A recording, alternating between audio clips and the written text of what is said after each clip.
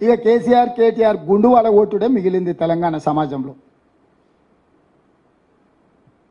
ఇంత స్పష్టంగా ఎన్నికలు దగ్గరకు వస్తుంటే మీ ఎమ్మెల్యే బీజేపీ అభ్యర్థిని నువ్వు గెలుస్తున్నావు అని అభినందించి అల్లై బల్లై చేసుకుంటే షోకాజ్ నోటీస్ కూడా ఇవ్వకుండా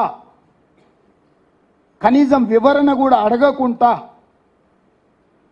ఆయన బీజేపీని ఓడిస్తా అని రంకెలేస్తున్నాడు.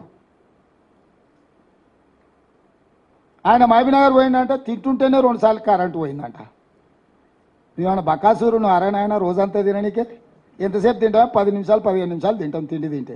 సేమ్ ఇట్లనే హౌల మాటలు మాట్లాడింది. సూర్యాపేటలో పోయి పార్టీ ఆఫీస్లో ప్రెస్ మీట్ పెట్టినప్పుడు కరెంటు పోయిందని. నేను మా అధికారులు అడిగితే వాళ్ళకి అధికారికంగా కనెక్షనే లేదు సార్, వాళ్ళు జనరేటర్ మీద ఉన్నారు, ఆ పొట్టైన జనరేటర్లో కట్టబెట్టినట్టు ఆగింది సార్ అని మా అధికారులు చెప్పాను. మరుక్షణం నేను విచారణకు ఆదేశించిన. సూర్యాపేట అట్లెట్ల కరెంటు పోయిందని అడిగితే అసలు దాని కరెంటు కనెక్షన్ లేదని చెప్పారు. అంటే ఒక 10 ఏళ్ళు ముఖ్యమంత్రిగా పనిచేసి ఈరోజు ప్రధాన ప్రతిపక్ష నాయకుడు ఉన్న కేసీఆర్కి ఇంత అసహనం, ఇన్ని అబద్ధాలు ఎందుకు?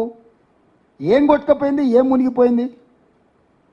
ఏం అధికారం లేకపోతే సస్తమా? ఏమవుతుందా? ఊపిరాకి చచ్చిపోతావు?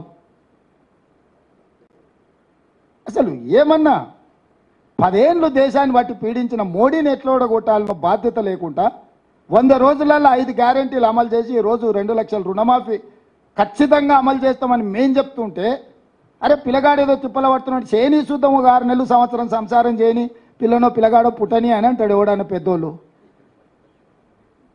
కడపకాడ అడ్డం పట్టుకున్నట్టుంది నా వ్యవహారం. ఏంది జరగొద్దు, ఏంది ఉండొద్దు,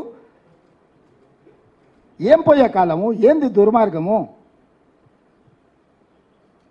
అందుకే తెలంగాణ సమాజానికి విజ్ఞప్తి చేస్తున్నా, ఎస్సీ ఎస్టీ బీసీ ఓబీసీ రిజర్వేషన్లు ఉండాలి అని మీరు అనుకుంటే